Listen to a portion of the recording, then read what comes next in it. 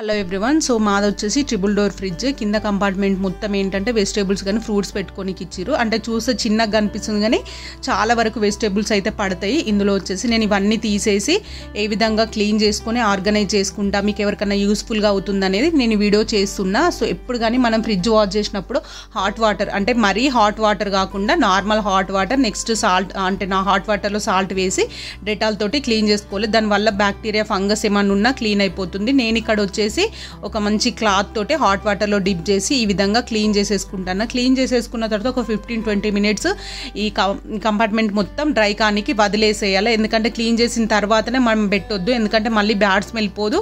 మళ్ళీ ఏంటంటే తడి ఉండి ఫ్రిడ్జ్ అంతా బ్యాడ్ స్మెల్ వస్తుంది.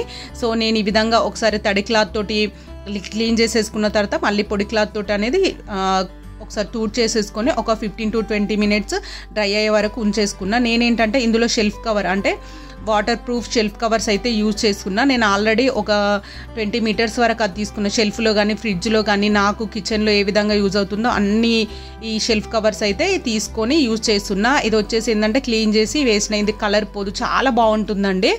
సో ఇక్కడ వచ్చేసి నేను 3 కంపార్ట్మెంట్ స్టోరేజ్ బాక్స్ అయితే ఇది తీసుకొని నియర్గా 4 to 5 years అవుతుంది. ఎందుకంటే మనకు క్యారెట్స్, బీట్రూట్, స్పెషల్ ఐటమ్స్ ఏమన్నా ఇట్లా తీసుకొని, అంటే జ్యూస్ తీసుకొని ఫ్రీగా ఉంటుంది అనేసి ఈ బాక్స్ తీసుకున్నా.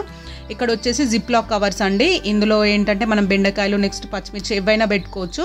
నేనైతే అలచింతకాయ, నెక్స్ట్ ఇవన్నీ ఈ జిప్ లాక్ కవర్లో స్టోర్ చేసేసుకున్నా. ఇలా పెట్టుకేసుకున్న తర్వాత ఇందులో వచ్చిన కంపార్ట్మెంట్స్ ఉంటాయి కదా, చిన్న చిన్న బాక్సెస్లో టమాటాలు ఈ విధంగా పెట్టుకున్నా. వీలైనంత వరకు టమాటాలు బయటనే పెట్టేస్తా, ఏంటంటే బయట పెడితే తొందరగా పాడవుతున్నాయి అనేసి నేను ఇక్కడ పెట్టేసిన.